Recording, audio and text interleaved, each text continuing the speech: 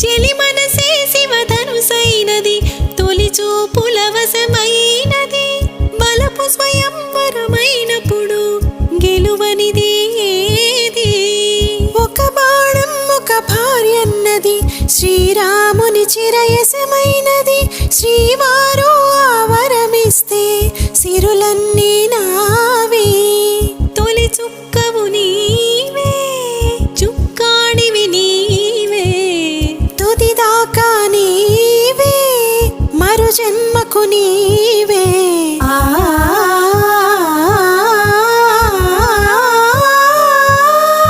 రాముడు అనుకోలేదు జానకి పతి కాగలనని ఆనాడు జానకి కలగనలేదు రాముని సతి కాగలనని నాడు